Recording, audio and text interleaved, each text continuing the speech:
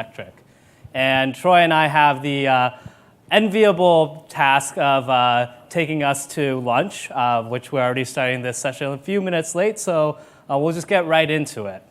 Our topic today is going to be busting some of the top energy storage myths. So just imagine us on Discovery Channel, Troy here with a mustache and a beret, myself with a big red beard, and now that you have that terrible image, we'll think about some of the things that are commonly purported in the industry that maybe we should take a closer look at. And for those of you with your conference materials in front of you, there's actually a nice little myth versus reality pamphlet that you can follow along a little bit with as well. But before we get into that, I'd like Troy to just quickly introduce himself a little bit more. Just quickly, your role at S&C Electric and some of the services that you provide. Sure. Once again, Troy Miller from the S&C Electric Company. I'm the Director of Grid Solutions, which is a market segment that includes energy storage, microgrids, and dynamic VAR compensation, otherwise known as STATCOMs. The S&C Electric Company is based in Chicago, Illinois. It's been around for more than a century and sells innovative switching and protection products to pretty much all the utilities in North America, in Europe, Australia, and South America as well. We are one of the innovators in the energy storage space. We actually won the ESA's very first Brad Roberts Award, which went for innovators in the energy storage space. We've got a couple hundred megawatts online. We've done projects on 5 continents using 12 different battery partners and 5 different battery chemistries, and have installed all the use cases and have them running out in the field. So very excited to be here. And I'm also on the board of directors for ESA. Fantastic. Great. And so through all that experience, certainly we've run into some of these myths that we're going to talk about today. And so let's start with the first one. One of these that you think is a myth out there is that a lot of people are saying that there's no difference between packagers and integrators. Before diving into that, so how do you define these terms? What's a packager versus an integrator in your mind? So a successful project in energy storage really hinges on having 8 core competencies, 4 of which most people understand. You need a battery or a storage device. We heard about bacteria a little before. I'd like to understand how that actually comes to fruition. But you need a storage device. You need a PCS, otherwise known as a power conditioning system. You've got to have EPC, be able to put it in, and an EMS, software to control it. Most people understand those 4. Now, there are 4 that a lot of people miss or, quite frankly, screw up. And the first of these is power systems engineering and analysis, which is a detailed look at what you need, where you need it, and why. The second is switching and protection. Now, this is to ensure that the energy storage system and the grid are safe and protected from one another. It's different when you're putting it in storage because it's a lot of embedded energy. When you shut off the power, there's still embedded energy, and there are DC concerns on the protection side that you have to worry about as well. The third is a full system test. Now, this sounds pretty, of course, you'd want to have a full system test, but quite frankly, what happens is a lot of times all the equipment shows up on site, and then that's when the final full system test is done. And the fourth is aftermarket support. And so monitoring and support to make sure that the system is taken care of and runs in 10 or 20 years' time as it did on day one. So an integrator would have all 8 of these core competencies in-house and not farming them out. Mm-hmm. Why in your mind do they need to have this in-house? Certainly there's a lot of things that are outsourced a lot of times. So what differentiates? And so what we have come to find out in the space is that when things go wrong, if things are outsourced, then number one, there can be a lot of finger pointing after the fact. And so when we're taking, if you've got an expert in 1 or 2 of those core competencies, they come out into the marketplace, see the need for it, and package together a solution. We're calling these guys packagers because really you're putting in a system that may not be fully integrated, and you're relying some of the core competencies on an outsourced buy, which could either A, exit the industry, or B, go bankrupt. So those are 2 of the potential risks. Yeah, I mean, we'll talk about those in a second as well, but I'm just also thinking, so when you're looking out in the market, you're sort of looking at, a host of integrators out there, but also packagers. What sort of, where do you see the most commonly missed, out of these these 8 services that are needed that you've provided here or that make up an integrator? Which one is the one that I think people are overlooking the most in your mind? So typically the switching and protection, and also the engineering analysis of how this should go onto the distribution network, because these are operating assets on the distribution network. That's the key.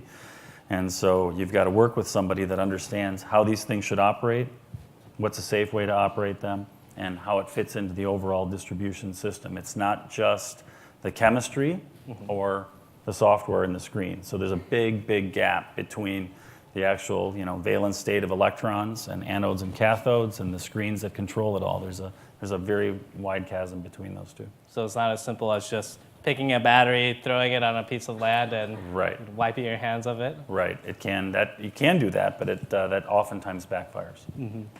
I want to dive into aftermarket support a little bit. So a lot of folks, think about, I have a warranty in place, right? And the warranty can be the number of cycles, or it could be years, or certainly based on operating conditions. How are you guys looking at warranties? Are they, what sort of flags do you think about when you're evaluating the warranties that are being put out there in the market? All right, so this is myth 2. Not all warranties are created equal. There are defect warranties, performance guarantees, hardware only. So really what you have to be concerned with is the warranty language, coverage, and commitment. Those all matter. So warranties may not cover labor, may not cover shipping, they may not cover recommissioning. Your supplier could go out of business, go bankrupt, and even if your supplier stays solvent in the industry, it can still be very expensive and time-consuming to process a warranty claim. Now, we all know how warranties work. Basically, if you're into the point where you're making a warranty claim, you're going to face exclusions, invalidations. I mean, the goal here is really not to pay. So if you're basing your business model on a warranty that will be, in 4 to 7 years' time, you'll be able to walk on that, that is a big potential issue. I'm curious because, and certainly we see this in a lot of, renewable generation technology. There's an early stage where everyone has a different warranty, for the solar modules, you've seen like 25-year warranties that have been standard. I'm curious in storage, do you see a movement towards, maybe you said there are a lot of different ones out there. Do you see a movement towards standardization, and what does that look like? I think the industry would like that standardization, but I don't think we're ready for that yet, or it hasn't really come. You'll see like a lot of people spending a lot of time sweating the details on what the warranty actually says and how you will prosecute it if you have to get into that back and forth 3 to 5 years down. And so there is no standardization, and there could very well need one. And I saw Haresh in the back of the room back there, so that might be something that EPRI would want to take on, is a standardization of kind of industry language behind the warranties. But today, there isn't that. Great. And then you also brought the point up about suppliers exiting the market. Certainly, we've seen this again in other renewable, or basically any other industry that's nascent and starting to grow. You have a lot of people coming in. Not all of them are going to make it. From SNC Electric's point of view, like how are you evaluating these warranties, or how are you actually evaluating the suppliers themselves, and if they'll actually be able to make good on those warranties that they're promising? So bankability was talked about a couple of sessions ago. That's a primary. Are you going to be in the industry for the long term? Are you going to exit?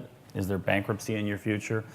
Of any venture capital funded supplier, either on the software side or on the battery side, is 2 strategies. Typically, get purchased or go bankrupt, really, in the end. And so the cash flow cycles associated with, making a new battery and bringing it to marketplace are gigantic, and they're a big problem. So we're always looking, number one, at bankability.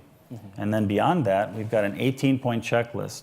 So as I said before, the only thing that we don't actually manufacture is the battery. So we're very, very interested in having a partner that will work with us for the long term, because we're going to support our projects whether or not this customer or the company goes out of business. And so we have an 18-point checklist that includes things on the commercial side, strength of warranty, service and support, technical location of their technical services, whether or not we trust their business development. And so it's a fairly involved and long list of things that we're looking at that we've learned over the years through pain and suffering, let's say. What were some of those hardest lessons that you had to, and that are now incorporated as a result? Just because you're a big company doesn't mean that you're going to stick in this business. So Durathon, we put a project in with Durathon. It's a chemistry that came out, sodium nickel chloride, back in 2010 or 11. Didn't really do a bankability screen on them because they're GE. They're going to stick around for a long time. They put about maybe 18 to 20 systems in, one of which was ours, unfortunately, and then made the decision that this is not the technology to go with. Closed the factory and really sort of closed the technical support down as well. So we still got the system operating, but there are a couple of engineers on our staff that know quite a bit more than on the Durathon systems than anybody in Schenectady. So this is also a case where, again, it's not necessarily someone going belly up. But even though you have a warranty from like a GE or something, they're still not able to provide you with services that you'll need to continue operating the system as well. And I've heard from major investor-owned utilities just recently that they had quite a bad warranty experience with a very reputable supplier. So it doesn't always mean that it's going to be a fun process. Well, certainly, I'm wondering, also that even you do all this diligence work up front on the suppliers themselves, but certainly there has to be, some consideration that you do all this diligence and, something's going to happen anyway. Our industry is, fundamentally a disruptive one, right? And so people are going to be disrupted, and that means exits that you couldn't necessarily plan on. So how are you protecting yourself from those kind of unexpected events? So because of our previous learnings, we're very, very, we spend a lot of time trying to understand who we're going to be working with. So we try very hard not to get ourselves in those situations where 3 years down the road, unexpectedly someone goes out of business or sells off the line or exits the market. So it's really, on our side, more preemptive than aftermarket. So we're really taking a very diligent look at who we're going to work with. Okay. Great. I kind of actually want to move back to the first myth again, because we have some people that are asking from the audience. Basically, what's the distinction here between, having an integrator, and how's that different than, just having an EPC wrap on the project overall? So again, the EPC wrap, typically they're good at, project management, putting things in the ground. But this is a very integrated system. The interplay between the software, the PCS, the battery, it's a very integrated system.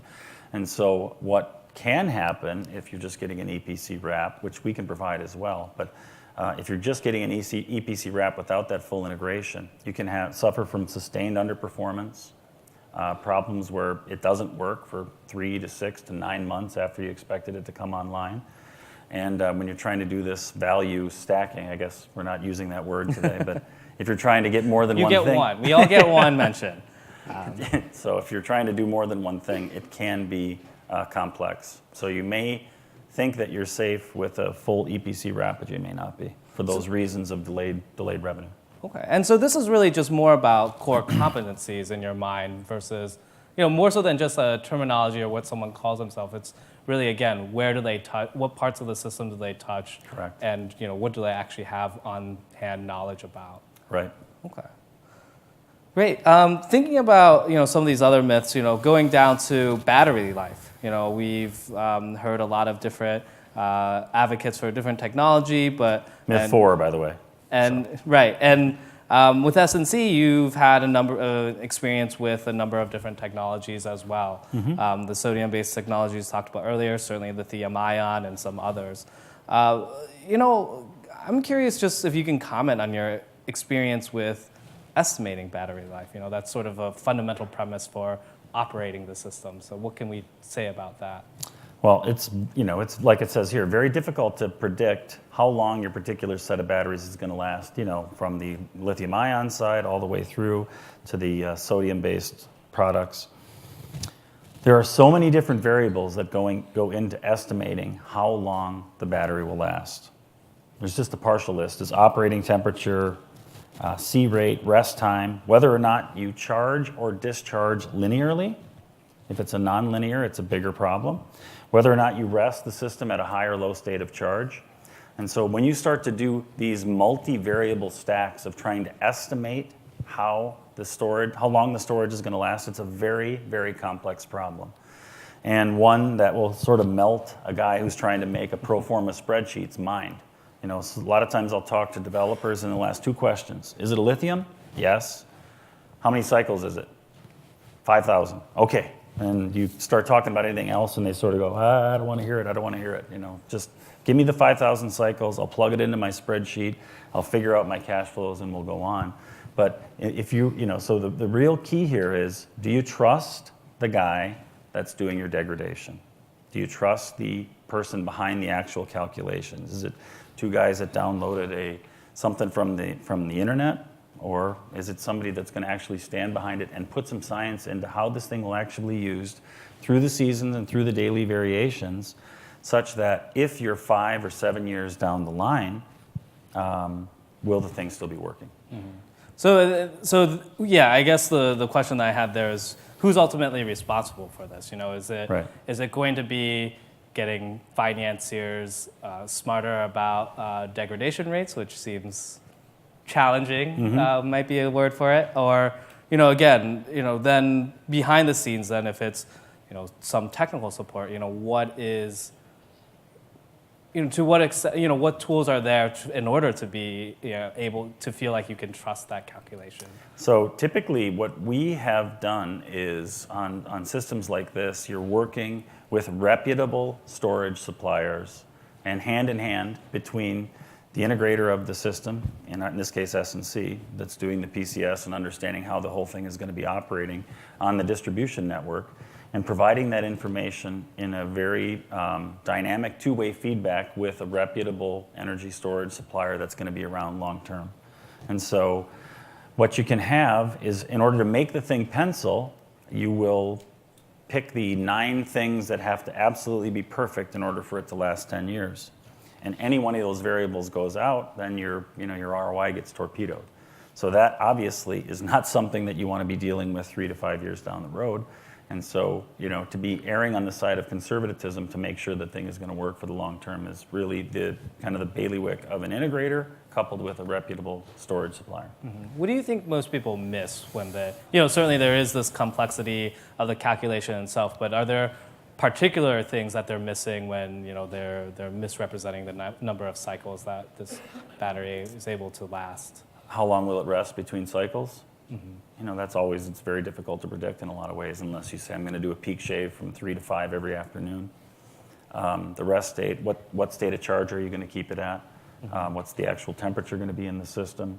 All the ones that I mentioned, those really start to get into degradation curves that are very difficult to predict. And really every battery that's out there now doesn't have the 10 or 15 years of useful life, and they're coming out with new systems every 3 to 5 years. So everybody's guessing, really.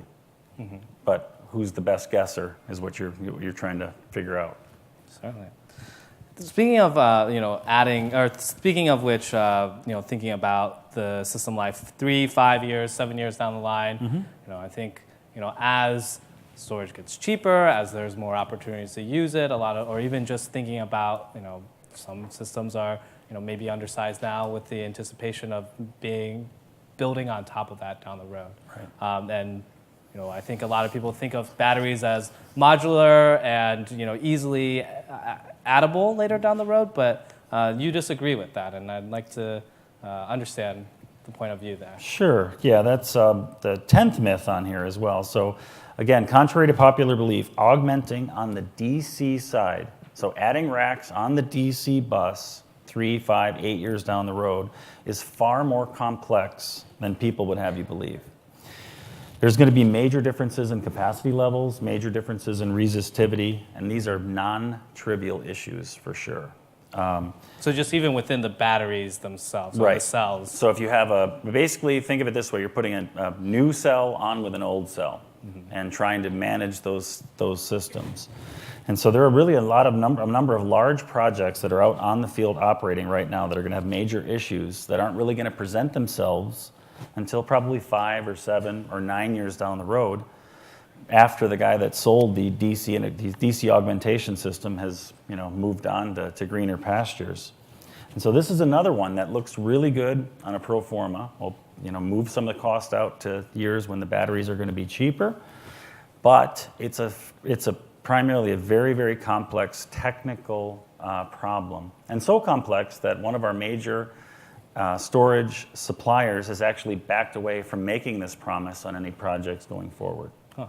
And this is just on the DC side then? I'm Correct. curious, on the AC side, do you see any issues? So the AC side isn't as big of a deal because you're adding so that's the way that we're typically doing it, is an AC augmentation where you add a new inverter and the additional energy storage at the AC side, years down the road, as opposed, so you're not mixing old and new batteries on the same DC bus. Mm-hmm. Mm-hmm. Great. We have we're certainly not going to get through all 10 of these myths, right? So, but we wanted to add a few more in there. We also have some questions in our audience. So, with kind of the few minutes that we have remaining, let's go to the safety one, right? Okay. This one seems kind of obvious. Everyone should be into safety, making sure that everyone on the working on the project is safe and we have no accidents. But you don't think this is the case, or? Well, I think that there's different levels of safety. You can say that you're safe. Everybody, of course, wants to put out a safe system. That's the way it is. But there are different levels of understanding what the problems might be, and fire suppression, DC side protection is a big problem potentially as well. If you're going to do a 4, 6, 8 hour system of this embedded energy behind a common point, that is a pretty significant amount of embedded energy that can be delivered within 2 milliseconds, for instance. It's a different issue than had existed previously. And so there's even an instance where we reviewed a battery supplier's design and found a flaw in that design, and then spent the next 6 weeks, arguing with their engineers that the problem was actually there, and then they acquiesced and made the change that could have had a big problem potentially on the safety side in the field, number one, or a delay in execution, number two.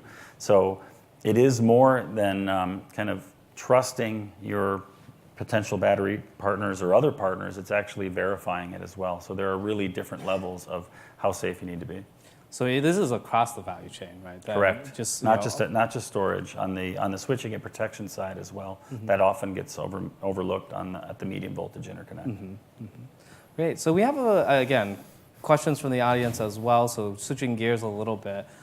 This certainly isn't a myth by any means, but just a question in terms of your outlook for your business here. In terms of thinking about the next 5 years, who do you think your biggest customers are going to be? Are they going to be storage developers, or are they going to be utilities, or maybe someone else? I think it'll be a mix. I think it'll be storage developers and utilities.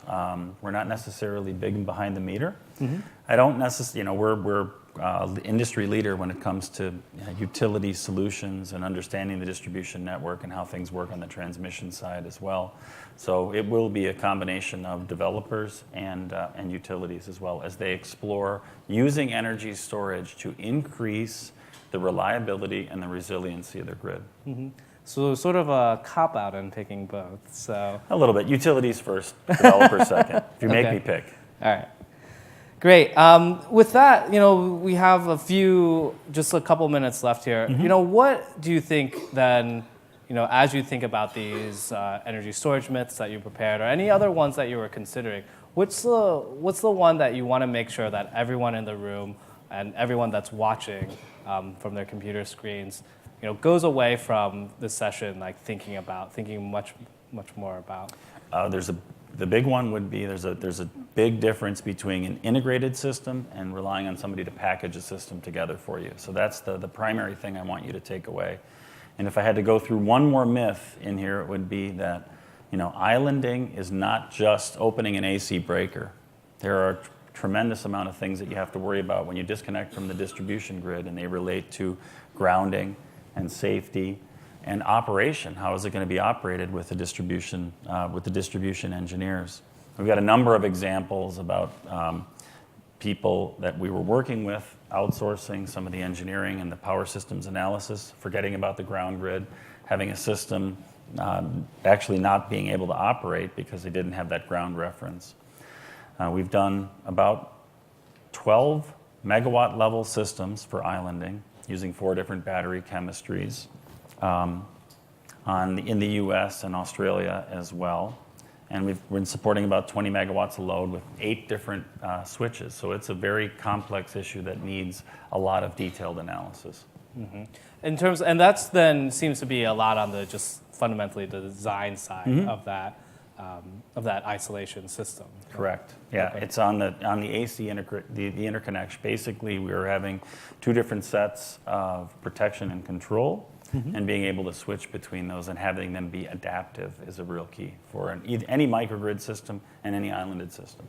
Okay, great. And then maybe just to wrap up with a few seconds we have left, I guess, as you think about this, any sort of hard truths that you've learned over the years that you want to impart? Just, the biggest lesson learned that as you guys have operated with so much experience in the storage space? Choose your partner well, number one.